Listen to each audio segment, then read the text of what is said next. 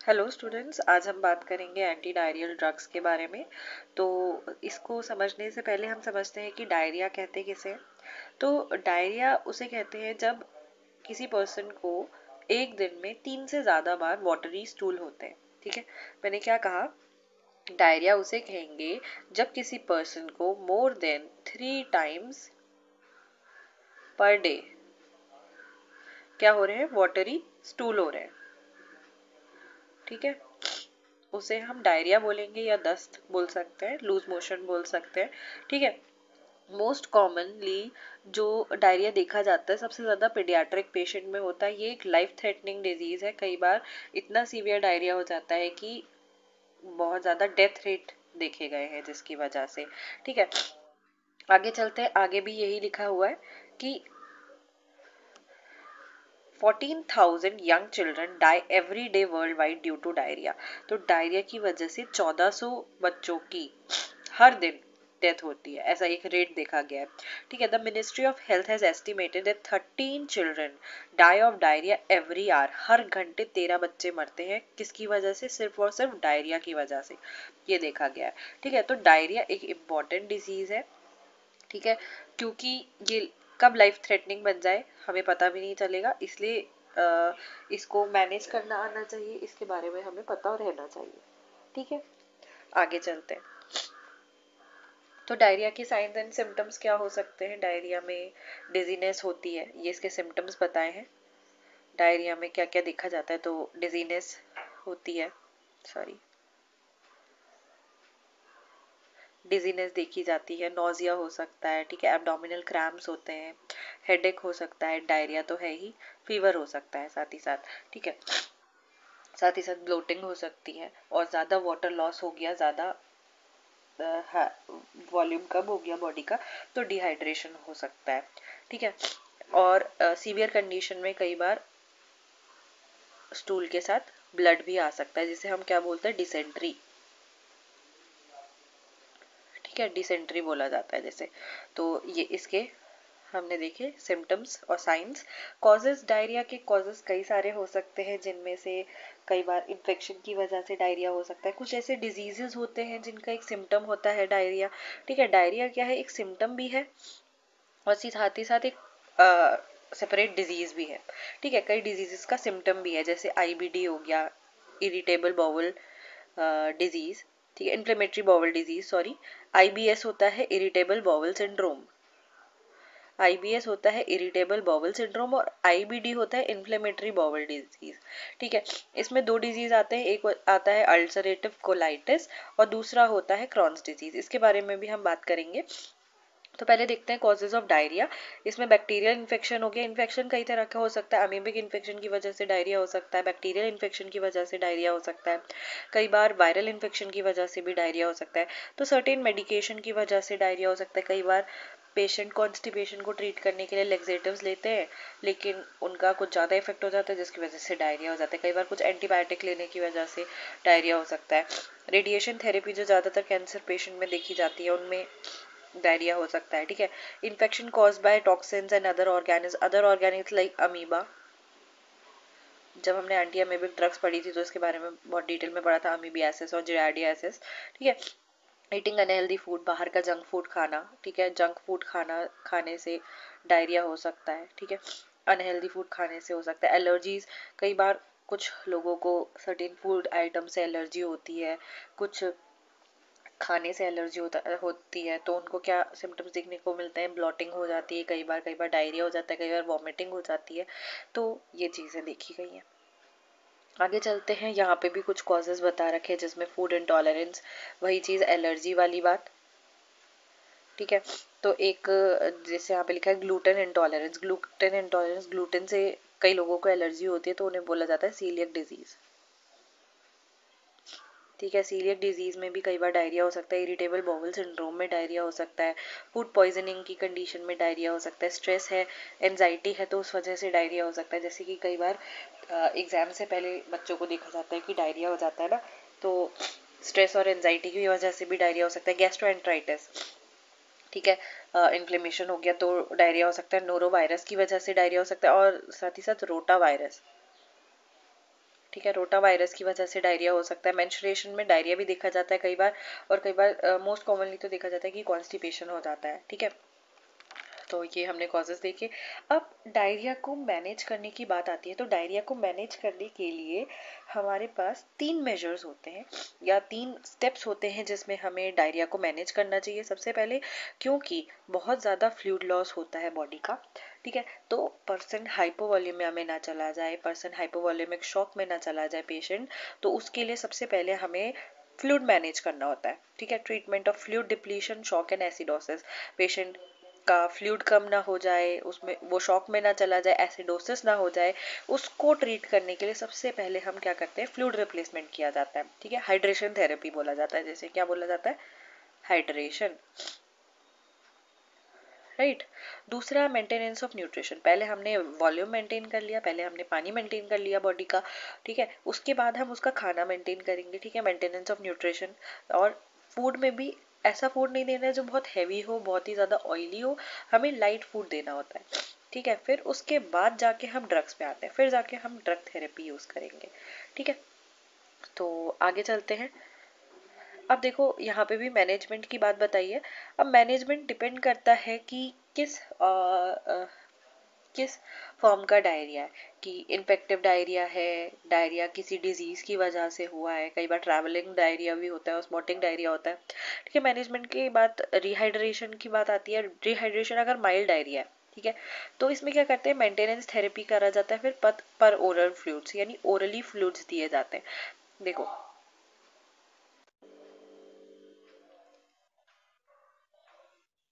तो हम बात कर रहे थे मैनेजमेंट की। मैनेजमेंट में हमने देखा था कि रिहाइड्रेशन, रिहाइड्रेशन डिपेंड करता है पेशेंट की कंडीशन पे। अगर पेशेंट इस हालत में है कि वो ओरल फ्लूइड ले सकता है, तो हम ओरली उसे रिहाइड्रेशन सॉल्ट्स देंगे, ओआरएस देंगे। ठीक है, अगर पेशेंट अनकॉन्शियस हो जाता है, बहुत ज़्यादा वॉल्यूम लॉस हो गया, बहुत ज़्यादा वाटर लॉस हो गया, तो उस कंडीशन में हमें आईवी फ्लूइड्स मेंटेन करने होते हैं। और जब आईवी फ्लूइड्स मेंटेन करने के बाद पेशेंट की कंडीशन ऐसी हो जाती है कि वो ओरली फ्लूइड्स ले सकता है, तब उसे ओरल फ्लूइड्स दिए जाते हैं। ठीक है, तो अगर माइल्ड डायरिया है तो उस कंडीशन में हम ओरली देंगे। मॉडरेट डायरिया है तो हम उसमें ओरली फ्लूइड्स देंगे, साथ ही साथ उसकी क्लोज मॉनिटरिंग करते रहेंगे, बार बार हम बीपी मेजर करते रहेंगे कि कहीं बीपी फॉल तो नहीं हो रहा है। ठीक है, अगला सीवियर डायरिया है अगर, तो उस कंडीशन में तो आईवी फ्लूइड्स मेंटेन करना होगा, और जब टॉलरेट करने लग जाए तो उसे पर ओरली देंगे। अर्ली न्यूट्रिशन सपोर्ट, ठीक है, थोड़ा थोड़ा लाइट फूड लेने के लिए कहेंगे, स्मॉल मील्स लेने के लिए कहेंगे। ठीक है, जिंक सप्लीमेंट ऐड किया जाता है, ज़्यादातर ये पीडियाट्रिक पेशेंट में देखा जाता है, जिंक देने के लिए कहते हैं, क्योंकि जिंक एक इम्पॉर्टेंट न्यूट्रिएंट होता है फॉर स्पेशली पीडियाट्रिक पेशेंट। और उनमें भी ऐसा करा जाता है, जब डायरिया होता है तब तो जिंक एज अ सप्लीमेंट दिया जाता है, साथ ही साथ आफ्टर डायरिया जब क्योर हो जाए उसके बाद भी 15 दिन तक इसे कंटिन्यू रखा जाता है। ठीक है, अगला आते हैं एंटीबायोटिक्स। एंटीबायोटिक्स या फिर और भी ड्रग्स होती है, लाइक एंटी अमेबिक ड्रग्स। ठीक है, तो ड्रग ट्रीटमेंट जैसे कॉलेरा का अगर इन्फेक्शन है, विब्रियो कॉलेरी होता है इसका इन्फेक्शियस एजेंट, तो उस कंडीशन में हम एंटीबायोटिक्स चलाएंगे। ऐसे ही हम आगे देखते हैं। तो ये हमने देखिए मैनेजमेंट कैसे कैसे करके मैनेजमेंट किया जाएगा। सबसे पहले आते हैं रिहाइड्रेशन। ठीक है, रिहाइड्रेशन का मीन्स है हमें पेशेंट का वॉल्यूम मेंटेन करना है। ठीक है, रिहाइड्रेशन मीन्स हमें वॉल्यूम मेंटेन करना है, साथ ही साथ हमें वाटर और इलेक्ट्रोलाइट का जो डिप्लीशन हो गया है उसको वापस से हमें नॉर्मल लेवल पे लाना है। ठीक है, तो इसके लिए हमने बताया था कि आईवी फ्लूइड्स चलेंगे या फिर ओरल रिहाइड्रेशन सॉल्ट्स चलेंगे, जिन्हें हम क्या कहते हैं, जिन्हें हम कहते हैं ओआरएस। ठीक है, तो यहाँ पे एक आईवी फ्लूइड का कॉम्पोजिशन बताया गया जिसमें NaCl है, KCl है, NaHCO3 है। ठीक है, आगे हम देखेंगे ओआरएस का कंपोजिशन। ठीक है, ओआरएस में क्या क्या होता है, तो हर एक पैक जो होता है वो 21 ग्राम का होता है। 21 ग्राम के पैक में क्या क्या कंटेंट्स होते हैं, इसमें होता है सोडियम क्लोराइड यानी NaCl, potassium chloride KCl, sodium citrate, dextrose और एक्सीपियंट्स। ठीक है, अब देखो ओरल रिहाइड्रेशन सॉल्ट ये WHO रिकमेंडेड फॉर्मूला है, ये जो कॉम्पोजिशन है ये WHO रिकमेंडेड है, आपको जहां भी आप बुक्स में देख ले तब वहां भी आपको यही फॉर्मूला मिलेगा, ठीक है, यही कंपोजिशन मिलेगा कि 21 ग्राम का पैक है और इसमें सोडियम क्लोराइड इतना है, 2.6 ग्राम है, पोटेशियम क्लोराइड 1.5 ग्राम है, ठीक है। तो इसमें मेनली देखा जाए तो क्या है, सोडियम क्लोराइड बोले तो NaCl यानी नमक, दूसरा डेक्सट्रोज है मेन, ठीक है। डेक्सट्रोज मतलब कि सिंपल ग्लूकोज, ठीक है। अगर कभी ऐसा होता है कि किसी पेशेंट के पास रात को या फिर लेट नाइट किसी को डायरिया हो रहा है, ठीक है, अब दुकानें तो नहीं खुली होती उस टाइम, कहाँ से लाए, अगर घर में ORS नहीं अवेलेबल है, बहुत ज़्यादा डायरिया हो रहा है किसी को, तो उस कंडीशन में हम क्या करते हैं, एक गिलास लेना है, ठीक है, गिलास में हमें डालना है NaCl यानी सॉल्ट, ठीक है, और साथ में शुगर यानी डेक्सट्रोज या फिर ग्लूकोज, ठीक है। तो इसको घोलना है पानी को, ठीक है, घोलना है और इसको पिला देना है पेशेंट को, ठीक है। तो वो भी क्या करता है, वो भी ORS का ही काम करता है, ठीक है। आगे चलते हैं, अल्टीमेटली हमें फ्लूइड मेंटेन करना है पेशेंट का, ठीक है। तो यहाँ पे भी न्यू फार्मूला WHO ORS वही जो उस पैकेट में लिखा था वही यहाँ पे भी लिखा है, इसको देख लेंगे, ठीक है। अब जिंक इन पीडियाट्रिक डायरिया, ठीक है, जिंक काय में दिया जाता है, मैंने बताया था पीडियाट्रिक डायरिया में जिंक दिया जाता है, ठीक है। तो इसमें क्या बताया गया है कि recent studies have shown that administration of zinc along with low osmolarity ORS के साथ क्या चलाया जाता है, जिंक चलाया जाता है। एक सेकंड रुकिए, हम बात कर रहे थे जिंक की, तो जिंक का रोल पीडियाट्रिक डायरिया में होता है, जिंक को ORS के साथ दिया जाता है, ठीक है। इसकी जो ड्यूरेशन होती है, इसकी सिवियरिटी होती है डायरिया की, जिंक इसको डिक्रीज करने में हेल्प करता है। अगर जो बच्चे होते हैं वो भी स्पेशली 5 साल से छोटे बच्चे, उनमें अगर डायरिया हो जाता है तो हम ORS के साथ क्या करते हैं, जिंक चलाया जाता है, ठीक है। तो जिंक से मैंने बताया इसका जो सिवियरिटी है डायरिया की वो कम हो जाती है, और जब जिंक को चलाया जाता है ना ORS के साथ, तो इसको जब तक डायरिया ठीक हो जाता है उसके बाद भी 15 दिन तक कंटिन्यू रखा जाता है, ठीक है, 15 दिन या फिर 10 से लेके 15 दिन तक, ठीक है, डेज तक इसे कंटिन्यू रखा जाता है। क्यों, ताकि जो रीअकरेंस है डायरिया की वो ना हो, ठीक है, रीअकरेंस ना हो, दोबारा से डायरिया नहीं हो बच्चों में, ठीक है। इस वजह से हम क्या देते हैं, ORS के साथ जिंक दिया जाता है, ठीक है। जिंक क्या करता है, बच्चों के जो इम्यून सिस्टम है उसको स्ट्रेंथन करने का काम करता है, ठीक है। आगे चलते हैं, मेंटेनेंस ऑफ न्यूट्रिशन, ठीक है। अगर देखो बहुत ज़्यादा फ्लूइड लॉस हुआ था, फ्लूइड हमने मेंटेन कर दिया, पहले सबसे पहले हमने फ्लूइड मेंटेन किया, उसके बाद हम आ रहे थे कि हमें न्यूट्रिशन मेंटेन करना है, ठीक है। तो जब भी हम ऐसा सुनते हैं कि डायरिया हो गया है तो हमें कभी भी पेशेंट को भूखा नहीं रखवाना है, ठीक है। आयुर्वेद में भी बात की जाती है कि लंघन कराना चाहिए स्टार्टिंग कंडीशन में, लेकिन हमें पता होना चाहिए कि डायरिया में किस कंडीशन में हमें लंघन कराना है, किस कंडीशन में हमें फास्टिंग करानी है। तो सबसे पहले हमारे दिमाग में एक क्वेश्चन आना चाहिए कि डायरिया में अगर फास्टिंग कराई जाती है, ठीक है, तो डायरिया इम्प्रूव होता है या नहीं,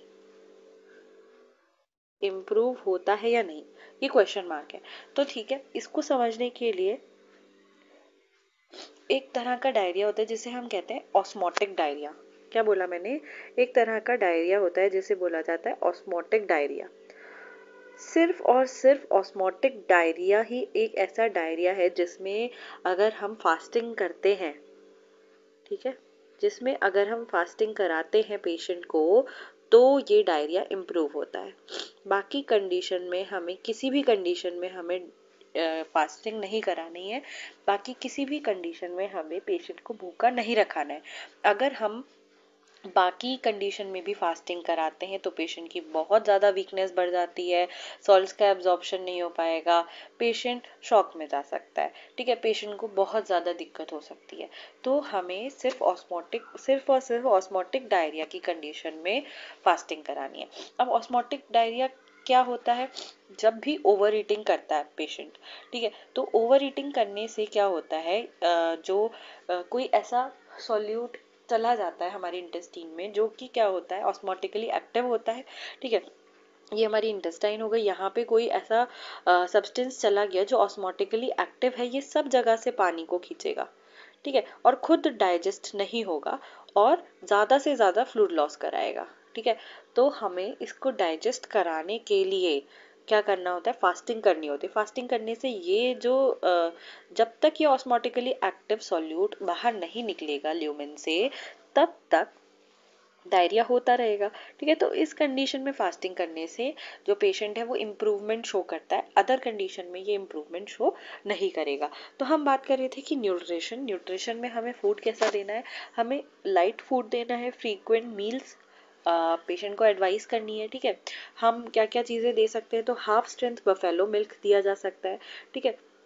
हाफ स्ट्रेंथ बफेलो मिल्क का क्या मतलब है कि हमें दूध लेना है, दूध को आधा पानी उसमें मिलाना है और आधा दूध लेना है, ठीक है, ऐसे करके हम दूध ले सकते हैं। बॉइल पोटैटो ले सकते हैं, कुक्ड राइस दिया जा सकता है पेशेंट को, ठीक है, खिचड़ी बोलते हैं ना, पतली पतली खिचड़ी बना के दो, तो कुक्ड राइस दिए जा सकते हैं, फ्रूट जूसेस दिए जा सकते हैं, चिकन सूप दिया जा सकता है, इसमें भी सिर्फ सूप, ठीक है, चिकन वाला पार्ट हटा देना है, बनाना दिया जा सकता है, सैगो साबुदाना दिया जा सकता है, ठीक है, जैसे ही पेशेंट खाने लगता है तब, ठीक है। अवॉइड क्या क्या करना है, फैट्स अवॉइड करने हैं, देखो मैंने कहा था ज़्यादा ऑयली फूड ये चीज़ें अवॉइड करनी है, हाई फाइबर फूड अवॉइड करने हैं, क्योंकि जितना ज़्यादा फाइबर होता है, हम कहते हैं ना किसी को कॉन्स्टिपेशन हो जाता है तो फाइबर ज़्यादा लिया करो, तो फाइबर क्या करता है, स्टूल को पास करने में हेल्प करता है, तो फाइबर लेंगे, पहले से ही डायरिया है तो दिक्कत हो जाएगी, तो फाइबर अवॉइड करना है, ठीक है। अल्कोहल अवॉइड करना है अगर पेशेंट में इम्प्रूवमेंट हम देखना चाहते हैं तो, ठीक है। यही कुछ फ्लूइड्स बता रखे, फूड्स बता रखे जो मैंने पहले बताए। अब ड्रग्स फॉर डायरिया, डायरिया के लिए जो ड्रग्स होती हैं उनको देखते हैं। तो एंटी माइक्रोबियल ड्रग्स, अब इसके बारे में थोड़ा सा डिस्कस करते हैं, तो यहाँ पे करेंगे, ठीक है। तो मैंने बताया कि डायरिया कई तरीके का होता है, जिनमें से एक होता है इन्फेक्टिव डायरिया। क्या होता है, इन्फेक्टिव डायरिया, ठीक है, स्पेलिंग देख लेना, स्पेलिंग याद नहीं रहती मुझे, ठीक है। तो इन्फेक्टिव डायरिया किस वजह से होता है, अगर बाहर का खाना खा रहे हैं, अनहाइजीनिक फूड खा रहे हैं, ठीक है, तो जंक फूड खा रहे हैं, तो उस वजह से क्या होता है, कई बार इन्फेक्टिव डायरिया हो जाता है। इन्फेक्शन कई चीज़ों की वजह से हो सकता है, जैसे इन्फेक्शन हो सकता है इन्फेक्शन ऑफ बैक्टीरिया, ठीक है, बैक्टीरियल इन्फेक्शन की वजह से डायरिया हो सकता है पहला। दूसरा, अमीबा, अमीबिक इन्फेक्शन की वजह से हो सकता है डायरिया, ठीक है। तीसरा हो गया वायरस, वायरल इन्फेक्शन की वजह से डायरिया हो सकता है। ये हम माइक्रोब्स की बात कर रहे हैं, ठीक है। इन्फेक्शन किन किन की वजह से हो सकता है, तो बैक्टीरिया में जैसे कॉलेरा हो गया, ठीक है, ये विब्रियो कॉलेरी की वजह से हो सकता है।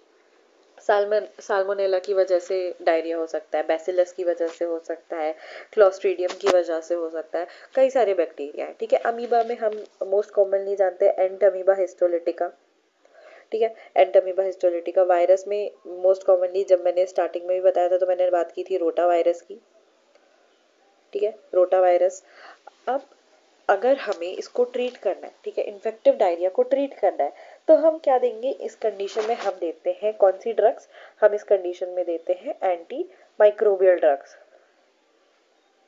एंटी माइक्रोबियल ड्रग्स, ठीक है, एंटी माइक्रोबियल ड्रग्स दी जाती है। अब एंटी माइक्रोबियल ड्रग्स में अगर बैक्टीरियल डायरिया है, बैक्टीरिया की वजह से हो रहा है, तो हम बैक्टीरियल के लिए क्या देंगे, एंटी बैक्टीरियल ड्रग्स देंगे, ठीक है। एंटी बैक्टीरियल ड्रग्स बोले तो एंटीबायोटिक्स देंगे, ठीक है, एंटीबायोटिक्स देंगे इस कंडीशन में। अमीबिक इन्फेक्शन है तो हम एंटी अमीबिक ड्रग्स बहुत डिटेल में पढ़ चुके हैं, तो इस कंडीशन में हम क्या देंगे, एंटी अमीबिक ड्रग्स देंगे, ठीक है, एंटी अमीबिक ड्रग्स देंगे। अब अगर वायरल इन्फेक्शन है, वायरल इन्फेक्शन की वजह से डायरिया हुआ है, तो हमारे पास कोई भी antiviral drug for treatment of diarrhoea नहीं है, नॉट फाउंड।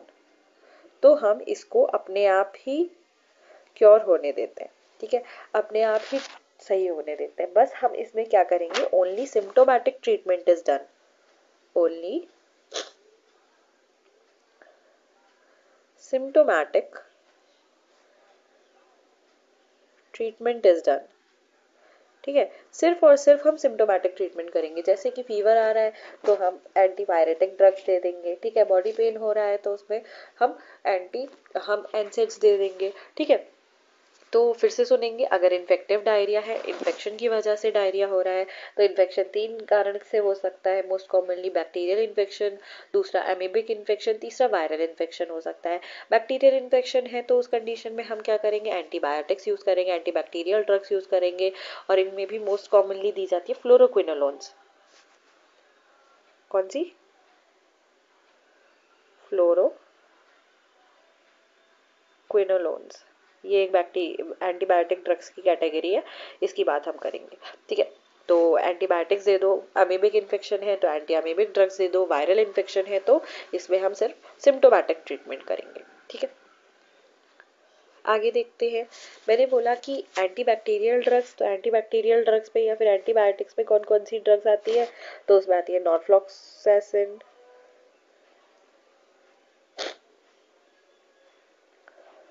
ओफ्लॉक्सैसिन, सिप्रोफ्लॉक्सैसिन, ठीक है, लीवोफ्लॉक्सैसिन, ये सब एंटीबायोटिक ड्रग्स हैं, ठीक है। कौन सी कैटेगरी की? फ्लोरोक्विनोलोन्स की। अगली बात करते हैं, अगली आती है एंटी अमीबिक ड्रग्स। तो एंटी अमीबिक ड्रग्स भी हम पढ़ चुके हैं, मेट्रोनिडाजोल, ऑर्निडाजोल, टिनिडाजोल, सेट्रोनिडाजोल, ठीक है, कई सारी ड्रग्स है, जितने भी डाजोल्स आते हैं, जिनके पीछे डाजोल डाजोल आता है, ठीक है, डाजोल, तो ये क्या है, ये सारी एंटी अमीबिक ड्रग्स, ठीक है। एंटीवायरल हमने कहा कि हम इसमें कोई ऐसी पर्टिकुलर ड्रग नहीं होती है जो वायरस को ट्रीट कर पाए, तो इस कंडीशन में हम क्या करेंगे, सिम्टोमेटिक ट्रीटमेंट करेंगे। अब देखो, जब भी डायरिया होता है तो हम एक तो एंटीबायोटिक देते हैं या फिर एंटी अमीबिक देते हैं, अगर हमें पता हो कि डायरिया किस वजह से हो रहा है। अब हमें पता है सिर्फ कि इन्फेक्टिव डायरिया है, हमें ये नहीं पता है कि बैक्टीरिया की वजह से हो रहा है, अमीबा की वजह से हो रहा है, वायरल की वजह से हो रहा है, ठीक है।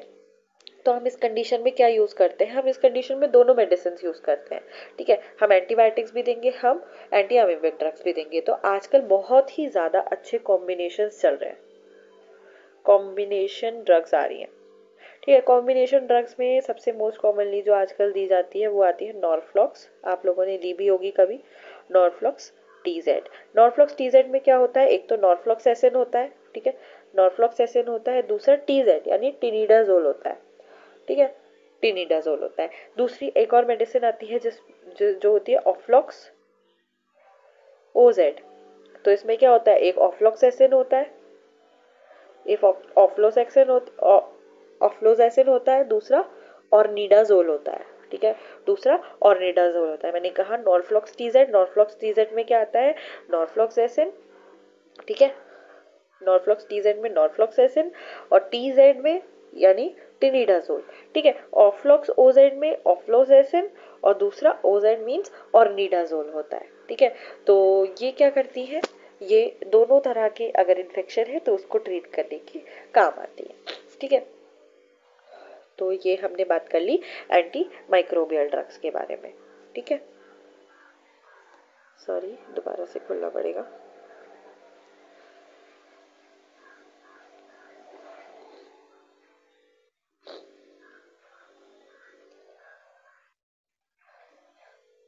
हम बात कर रहे थे ड्रग के क्लासिफिकेशन के बारे में।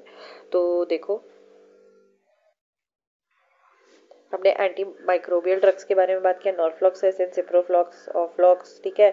तो इसमें क्लोट्रिमाजोल, टेट्रासाइक्लिन, इरिथ्रोमाइसिन, मेट्रोनिडाजोल, ये सब आ गई। इसमें एंटी अमीबिक भी है, एंटी बैक्टीरियल भी है, एंटीबायोटिक भी है, ठीक है।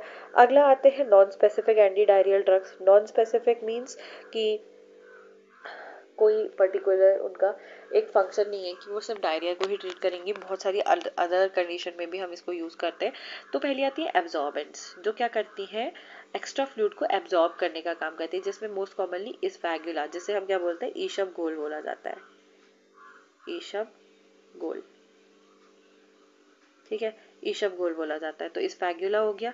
दूसरा मिथाइल सेलुलोज हो गया। एंटी सिक्रीटरी ड्रग्स, जो बहुत ज्यादा सिक्रीशन हो रहा है उसको कम करने के जो काम आती है, रेस्केडोट्रिल, ठीक है, ये याद करनी है, रेस्केडोट्रिल, ये सिक्रीशन को कम करने के काम आती है। एंटी मोटिलिटी ड्रग्स, अब डायरिया में क्या हो रहा है, इंटेस्टाइन की मोटिलिटी बढ़ जा रही है, ठीक है, तो उसको कम करने के काम आती है, जिसमें हमने देखा था ओपियोइड्स आते हैं, कोडीन हो गया, डाइफेनॉक्सिलेट हो गया, और लोप्रामाइड, ये हमारी स्टार ड्रग है, ठीक है। लोप्रामाइड क्या करती है, सिर्फ और सिर्फ जो डायरिया हो रहा है उसको स्टॉप करती है, मोटिलिटी को स्टॉप करने का काम करती है, लेकिन लेकिन ये क्या करती है, ये इन्फेक्शन को कभी भी ट्रीट नहीं करेगी, ठीक है। डू नॉट ट्रीट इन्फेक्शन, ठीक है। अगर इन्फेक्टिव डायरिया है तो हमें उसमें लोप्रामाइड काम नहीं करेगी, ठीक है। अगला आते हैं प्रोबायोटिक्स। प्रोबायोटिक्स क्या होते हैं, जब कभी भी कोई पर्सन बहुत ज़्यादा एंटीबायोटिक्स यूज़ करता है तो उस कंडीशन में क्या होता है, हमारे जो गट होता है, हमारी जो इंटेस्टीन होती है, उसका जो गुड बैक्टीरियाज होते हैं वो किल हो जाते हैं, ठीक है।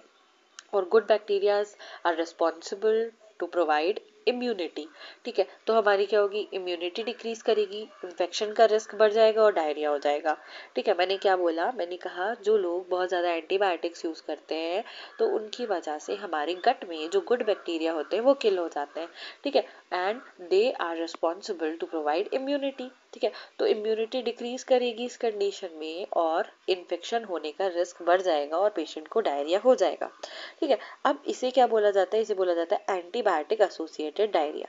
तो अब इसको ट्रीट करने के लिए जो ड्रग्स दी जाती है उनको कहा जाता है प्रोबायोटिक्स, ठीक है। हम बाहर से क्या देते हैं, गुड बैक्टीरिया पेशेंट को देते हैं। तो प्रोबायोटिक्स में क्या क्या आते हैं, लैक्टोबैसिलस, जो हमें कहाँ से मिलता है, हमें कर्ड में मिलता है, ठीक है, कर्ड हो गया, योगर्ट हो गया, योगर्ट से दिया जाता है। आजकल एक लिक्विड आता है छोटी सी शीशियों में जिसको बोला जाता है याकुल्ट, ठीक है, ये भी प्रोबायोटिक्स होते हैं, ठीक है। तो प्रोबायोटिक ड्रग्स इस काम आते हैं, ठीक है।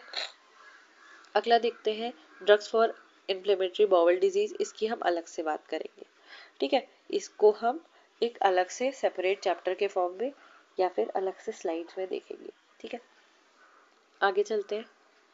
एंटी माइक्रोबियल्स एंड डायरिया, मैंने बता दिया, एंटी माइक्रोबियल्स में एंटीबायोटिक्स आएंगी और एंटी अमीबिक ड्रग्स आएंगी, ठीक है। तो देखो क्या क्या दिया है, मेट्रोनिडाजोल, ठीक है, ये फ्लैजिल नाम से दिया है, यहाँ पे ये ब्रांड नेम है, इसका बहुत मोस्ट कॉमनली ब्रांड नेम आता है मेट्रोजिल, ठीक है। तो उसमें क्या होती है, मेट्रोनिडाजोल होती है, एंटी अमीबिक ड्रग है। नॉरफ्लॉक्सासिन, नॉरफ्लॉक्सासिन क्या है, एक एंटी बायोटिक है।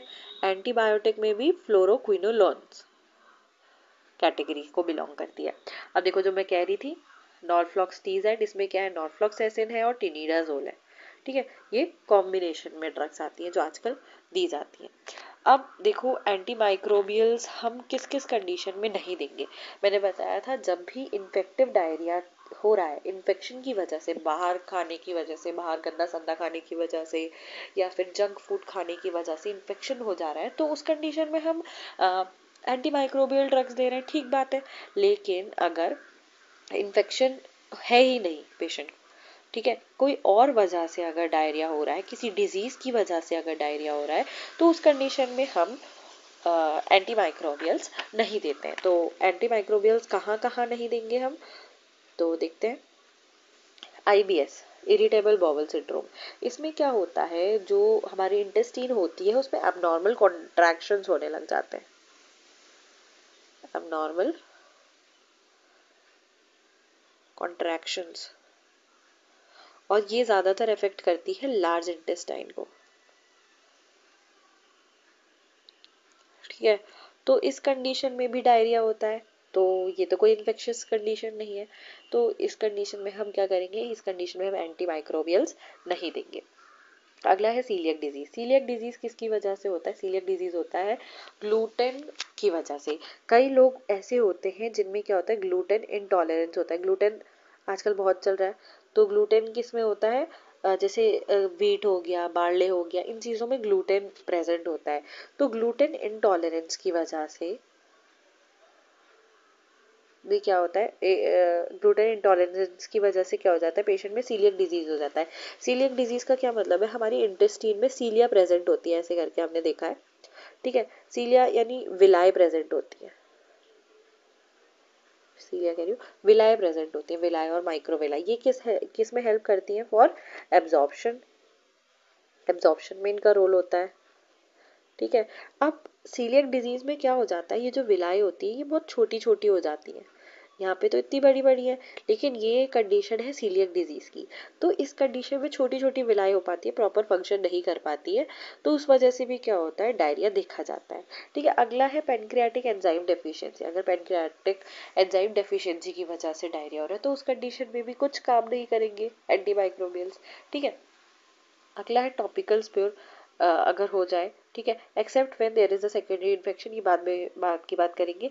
अगला थायरोटॉक्सिकोसिस, मैंने बताया था जब T3 का लेवल बहुत ज़्यादा बढ़ जाता है, ठीक है। तो T3 का लेवल बढ़ने से जो थायराइड हार्मोन्स होते हैं ना, T3 T4, तो उनमें से भी T3 का लेवल बढ़ जाने से थायरोटॉक्सिकोसिस हो जाता है, तो उस कंडीशन में भी डायरिया देखा जाता है। तो उस कंडीशन में तो ये ऐसी ऐसी कंडीशन थी जिसमें हमें एंटी माइक्रोबियल का यूज़ करके कोई फ़ायदा नहीं है, तो इस कंडीशन में हम एंटी माइक्रोबियल ड्रग्स नहीं यूज़ करते। अगला, एंटी माइक्रोबियल ड्रग्स कहाँ कहाँ यूज़फुल है, तो मैंने पहले ही बता दिया, अगर बैक्टीरियल इन्फेक्शन है, अमीबिक इन्फेक्शन है, ठीक है, तो जैसे कॉलेरा, कॉलेरा मैंने बताया था विब्रियो कॉलेरी की वजह से होता है, ठीक है। विब्रियो कॉलेरी की वजह से कॉलेरा होता है, कॉलेरा को और क्या बोला जाता है, हैजा बोला जाता है, ठीक है, सामान्य भाषा में। तो ये क्या है, एक बैक्टीरियल इन्फेक्शन है, इसकी वजह से क्लॉस्ट्रीडियम भी बैक्टीरियल इन्फेक्शन है। दूसरा, diarrhoea associated with bacterial growth, ठीक है, बैक्टीरिया की वजह से हो रहा है या फिर अमीबा की वजह से हो रहा है, तो हम इसमें क्या करेंगे, एंटीबायोटिक यूज करेंगे और एंटी अमीबिक ड्रग्स यूज करेंगे। अमीबियासिस है, जियार्डियासिस है, जियार्डिया लैम्बिया की वजह से, एंड अमीबा हिस्टोलिटिका की वजह से, ठीक है। आगे चलते हैं प्रोबायोटिक्स एंड डायरिया। प्रोबायोटिक्स मैंने बताया, प्रोबायोटिक्स क्या करते हैं, जो हमारे गट में गुड बैक्टीरिया मर गए होते हैं उनको दोबारा से जनरेट करने में हेल्प करने का काम करते हैं, ठीक है। माइक्रोबियल सेल प्रिपरेशन है, ठीक है, लाइव कल्चर में इनको बनाया जाता है, ठीक है। ये क्या करते हैं, जो हमारे गट का गुड फ्लोरा होता है उसको दोबारा से बढ़ाने का काम करते हैं। जैसे कि क्या क्या एग्जाम्पल्स हो गए इसके, नेचुरल कर्ड, योगर्ट, ठीक है, इसमें बहुत अच्छे सोर्स है लैक्टिक एसिड के, ठीक है, जो कि क्या करते हैं, प्रोबायोटिक का काम करते हैं। आगे चलते हैं, प्रोबायोटिक फूड कौन कौन से हो गए, जैसे मैंने बताया एग्जाम्पल, याकुल्ट का एग्जाम्पल दिया था, बहुत कॉमनली चलता है, ठीक है, 65 ml के फॉर्म में आता है। दूसरा, कर्ड यूज़ कर सकते हैं, ठीक है, प्रोबायोटिक के फॉर्म में योगर्ट यूज़ कर सकते हैं, योगर्ट भी कई फ्लेवर के आने लग गए हैं आजकल, ठीक है। आगे चलते हैं एब्जॉर्बेंट्स एंड एडजॉर्बेंट्स। ये क्या करते हैं, जो एक्स्ट्रा वाटर, जैसे मैंने बताया था, अगर कोई ऑस्मोटिकली एक्टिव पार्टिकल गट के अंदर है, तो उस कंडीशन में हम क्या करते हैं, एब्जॉर्बेंट्स यूज करते हैं, जो उस एक्स्ट्रा वाटर को एब्जॉर्ब करने का काम करेगा। तो देखो, इस फैगुला की तरह काम करता है। एब्जॉर्बेंट्स क्या करते हैं, इनको जनरली हम देते हैं, वेटेनरी पेशेंट्स में दिया जाता है, और ह्यूमंस में इसका यूज़ नहीं किया जाता है, तो इसको ज़्यादा पढ़ने की भी ज़रूरत है। यहाँ पे दिखा रखा है, देखो, कैओलिन पैक्टिन, ये भी एडजॉर्बेंट्स और एब्जॉर्बेंट्स है, ये एंटी डायरियल लिक्विड होता है, ये जानवरों में दिया जाता है, वेटेनरी पेशेंट्स में दिया जाता है। अगले आते हैं एंटी मोटिलिटी ड्रग्स। तो मैंने बताया था कि इंटेस्टिन की भी मोटिलिटी ज़्यादा बढ़ जाती है, तो बहुत ज़्यादा वेग आ रहे होते हैं, ठीक है, बहुत ज़्यादा अर्जेस आ रहे होते हैं बहुत बार, तो उस कंडीशन में हमें उन अर्जेस को रोकने के लिए एंटी मोटिलिटी ड्रग्स दिए जाते हैं, ठीक है। लेकिन अगर मैंने बताया कि अगर हम इन्फेक्टिव डायरिया में एंटी मोटिलिटी ड्रग्स दे देंगे तो डायरिया तो रुक जाएगा, लेकिन जो इन्फेक्शन था जिसको हमें ट्रीट करना था वो तो अंदर ही परसिस्ट कर रहा है, वो क्योर नहीं हो पाएगा। ठीक है, तो एंटी मोटिलिटी ड्रग्स किस कंडीशन में दी जाती है, जब भी इन्फेक्टिव डायरिया नहीं है, जब भी इंटेस्टाइन की मोटिलिटी बढ़ जा रही है, उस वजह से डायरिया हो रहा है, तो उस कंडीशन में हम दे सकते हैं। इसमें कौन कौन सी ड्रग्स आती है, इसमें कोडीन आती है, डाइफेनॉक्सिलिन और हमारा स्टार ड्रग लोपेरामाइड दिया जाता है। ठीक है, देखो लोपेरामाइड कैप रोको नाम से आता है, कैप्सूल रोको देखो ये लिखा है, तो रोको नाम से याद कर लेंगे, जो डायरिया हो रहा है उसको रोक दे रहा है। तो इसकी 2 mg के फॉर्म में आती है, और मैक्सिमम हम इसे कितना दे सकते हैं, हम इसको इसकी 5 टैबलेट्स दी जा सकती है मैक्सिमम एक दिन में। ठीक है, 5 टैबलेट्स दी जा सकते हैं अगर बहुत ज़्यादा नहीं रुक रहा है। और 5 टैबलेट्स का क्या मतलब है, हम इसको 10 mg दे सकते हैं। ठीक है, 10 mg इसको दिया जा सकता है, किसको, लोपेरामाइड को। ठीक है, तो जब भी ऐसा देखा जाता है कि बहुत ज़्यादा अर्जेस हो रहे हैं, बहुत ज़्यादा पेरिस्टाल्टिक मूवमेंट हो रहा है, बहुत ज़्यादा फ्रीक्वेंसी हो गई है, तो उस कंडीशन में हम क्या करते हैं, स्टार्टिंग में ही 2 टैबलेट्स दे दो।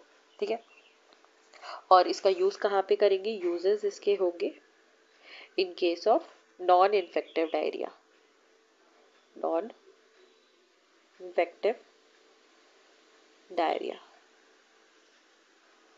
ठीक है, नॉन इन्फेक्टिव डायरिया, साथ ही साथ अगर ट्रैवलर्स डायरिया हो रहा है, ट्रैवलिंग की वजह से डायरिया हो रहा है, तो उस कंडीशन में भी हम क्या दे सकते हैं, लोपेरामाइड दिया जा सकता है। ठीक है, अब contraindications of anti motility drugs. अब मोटिलिटी एंटी मोटिलिटी ड्रग्स कहाँ नहीं देंगे, मैंने बताया अगर इन्फेक्शन का बात है तो उसमें हम नहीं देंगे, जैसे शाइजिला का इन्फेक्शन है। ठीक है, और ईपीईसी यानी एंटेरोपैथोजेनिक इकोलाई का इन्फेक्शन है, एंडोमेट्रियल हाइपरप्लेजिया है, तो उस कंडीशन में हम एंटी मोटिलिटी ड्रग्स नहीं देंगे। आगे चलते हैं एंटी सिक्रीटरी ड्रग्स। तो मैंने बताया था सिक्रीशन, इंटेस्टाइन का जो हाइपर सिक्रीशन हो जा रहा है, ठीक है, उसको कम करने के लिए क्या दिए जाते हैं, एंटी सिक्रीटरी ड्रग्स दिए जाते हैं। ठीक है, अगर बहुत ही ज़्यादा सिक्रीशन हो रहा है, मीन्स बहुत ही पतले दस्त हो रहे हैं, ऐसा बोल सकते हैं। ठीक है, बहुत ज़्यादा पतले हो रहे हैं, यानी लूज मोशन जैसे बोला जाएगा, बहुत ज़्यादा वाटरी डायरिया हो रहा है, तो उस कंडीशन में हम क्या करते हैं, रेस्कैडोट्रिल का यूज़ किया जाता है, एंटी सिक्रीटरी ड्रग्स का यूज़ किया जाता है। तो ये भी किस वजह से होता है कई बार कि ऐसा इन्फेक्शन हो गया या फिर कुछ ऐसा इन्फेक्शन हो गया जिसके वजह से जो इंटेस्टाइन है उस वो हाइपर सिक्रीशन करने लग जा रही है, तो उसको ट्रीट करने के लिए हम क्या देंगे, रेस्कैडोट्रिल दिया जाता है। डोज क्या रहती है, 100 mg रहती है, और 1.5 mg पर केजी के हिसाब से बच्चों में रहती है। तो अगर 10 किलो का बच्चा है तो उसमें हम 15 mg दे सकते हैं। ठीक है, और for not more than 7 days, 7 दिन से ज़्यादा इसको नहीं दिया जाता है। ठीक है, ये क्या करता है, ये सिक्रीशन को कम करने के काम आता है। आगे चलते हैं, देखो रेस्कैडोट्रिल 100 mg के डोज में। ठीक है, रैकीप्रो नाम से आ रहा है। ठीक है, इसमें देखो जिंक भी है, मैंने बताया था कि पीडियाट्रिक डायरिया में हम जिंक यूज करेंगे अलॉन्ग विद ओआरएस। ठीक है, अब थैंक यू, ये लेक्चर खत्म होता है। और देखो थोड़ा सा मैं इसमें एक्स्ट्रा बता देती हूँ कि अगर कौन कौन सी कंडीशन है तो किस किस कंडीशन में कैसा कैसा हम मैनेजमेंट करेंगे। तो इसके लिए नया पेज लेते हैं। ठीक है, तो देखो अगर हमें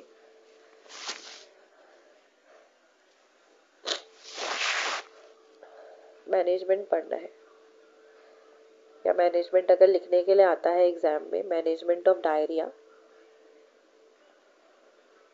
तो कैसे कैसे करके करना है। सबसे पहले हमें ओरल रिहाइड्रेशन करना है, ओरल और पैरेंट्रल रिहाइड्रेशन। ठीक है, रिहाइड्रेशन सबसे पहले करेंगे। दूसरा, अगर इंटेस्टाइन की मोबिलिटी बहुत ज़्यादा बढ़ गई है, ठीक है, इंटेस्टाइन की मोबिलिटी बढ़ गई है, तो उस कंडीशन में हम क्या देंगे, एंटी मोबिलिटी ड्रग्स देंगे, एंटी मोबिलिटी ड्रग्स यूज करेंगे। ठीक है, एंटी मोबिलिटी ड्रग्स पे मोस्ट कॉमनली लोपेरामाइड। ठीक है, लेकिन इसको भी कहाँ यूज नहीं करेंगे अगर इन्फेक्शियस कंडीशन है। तीसरा आती है एंटी सिक्रीटरी ड्रग्स।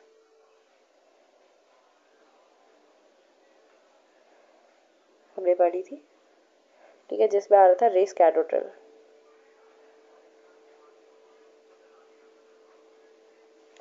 ये कब दे रहे थे, जब इंटेस्टाइन में सिक्रीशंस बढ़ जा रहे थे, साथ ही साथ इंटेस्टाइन की मोटिलिटी अपने आप ही बढ़ जाएगी, तो उस कंडीशन में हम रेस्केटोट्रिल देंगे, लेकिन इसको भी 7 दिनों से ज़्यादा तक हमें नहीं देना है। अगला ड्रग्स थी प्रोबायोटिक्स। ठीक है, प्रोबायोटिक्स में क्या आ रहे थे, कर्ड, योगर्ट, ठीक है, लैक्टोबैसिलस हो गया। अगर ये किस कंडीशन में दे रहे थे, जब भी इंटेस्टाइन बैक्टीरिया किल हो जाते हैं, इंटेस्टिनल गुड बैक्टीरिया किल हो जाते हैं, बढ़ जाते हैं, और इम्यूनिटी डिक्रीज करती है, इन्फेक्शन का रिस्क बढ़ जाता है, तो उस कंडीशन में हम प्रोबायोटिक्स देते हैं। ठीक है, अगला आती है एंटीमाइक्रोबियल एजेंट्स।